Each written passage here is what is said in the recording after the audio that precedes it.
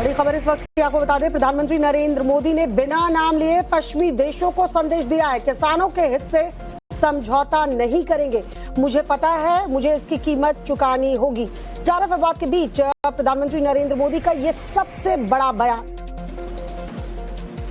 के लिए अपने किसानों का हित सर्वोच्च प्राथमिकता है।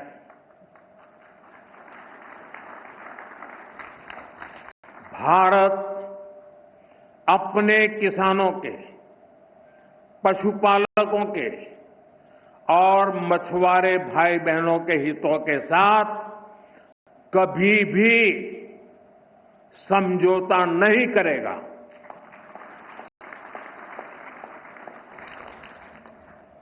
और मैं जानता हूं व्यक्तिगत रूप से मुझे बहुत बड़ी कीमत चुकानी पड़ेगी, लेकिन मैं इसके लिए तैयार हूं। मेरे देश के किसानों के लिए, मेरे देश के मछुआरों के लिए, मेरे देश के पशुपालकों के लिए आज भारत तैयार है।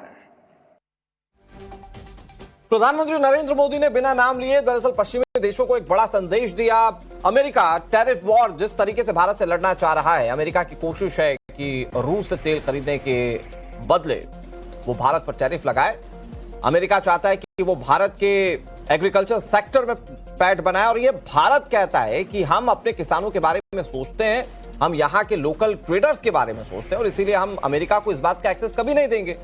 और इसी बात को लेकर अमेरिका टैरिफ पर टैरिफ लगा रहा है। और पश्चिमी देशों को कैसे प्रधानमंत्री ने काउंटर किया उसके बाद, ये जरा सुनिए। अपने किसानों का हित सर्वोच्च प्राथमिकता है।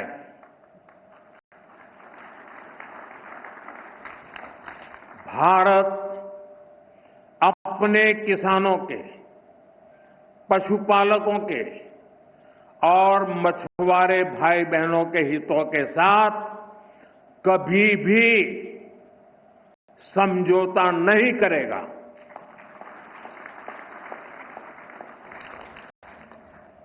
और मैं जानता हूं व्यक्तिगत रूप से मुझे बहुत बड़ी कीमत चुकानी पड़ेगी, लेकिन मैं इसके लिए तैयार हूं। मेरे देश के किसानों के लिए, मेरे देश के मछुआरों के लिए, मेरे देश के पशुपालकों के लिए आज भारत तैयार है।